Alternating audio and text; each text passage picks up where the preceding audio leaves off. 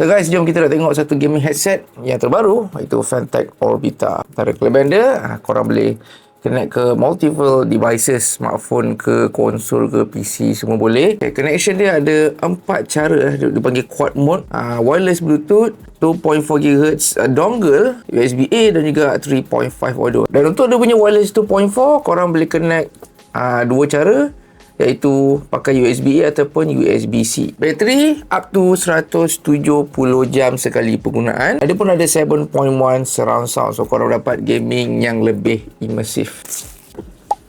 So korang akan dapat carrying pouch, warranty card, manual headset. Ini kabel Type-C ke 3.5, detachable boom mic, kabel USB-A ke USB-C. Dongle dia agak cantik cap untuk tutup dia punya USB-A, dan ini untuk dia punya USB-C dongle.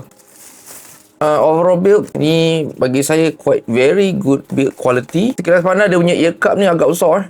Ini boleh bagi keselesaan yang cukup bagus ni. Overall atas ni dia punya headrest ni, okey. Ni wrap dengan leather. Adjust atas bawah saja, tapi sayangnya tak boleh nak swivel. Belah kiri saja yang ada buttons dan port, tapi belah kanan kosong saja. Jadi kelebihan kalau boom mic yang boleh cabut ni, korang boleh guna ini sebagai normal headphone lah. Cukup selesa bagi saya. Ini antara gaming headset yang agak selesa untuk dipakai. Adalah sedikit ruangan kat belakang sini, okay? Dia macam tak tutup sangat, dia macam open sikit. Dan juga untuk headset ni dia ada dia punya specific software yang korang boleh download. Okay, boleh pergi ke dia punya QR sini untuk download dia punya software Windows lah.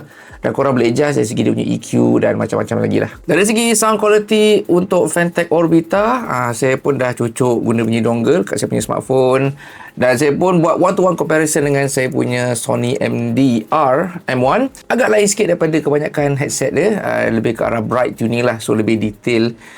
So sesuai kalau korang nak buat main game macam game shooting, so full step dapat dengar dengan lebih jelas. Gunshot pun boleh dapat dengar dengan lebih jelas. Sound stage agak wide lah sebabkan dia ada 7.1, so dapat that immersiveness bila korang main game. Overall tuning dia sedap je lah. Nak buat main game ke ataupun nak buat dengar lagu, dua-dua boleh. Jadi guys, Fantech Orbita ni dengan harga dalam 200 lebih, dekat 300, bagi saya ini headset yang okey lah. Memang nak bet untuk korang nak buat main game ataupun nak buat dengar lagu. Jadi kalau korang berkenan nak dapatkan headset ni, boleh dapatkan sekarang.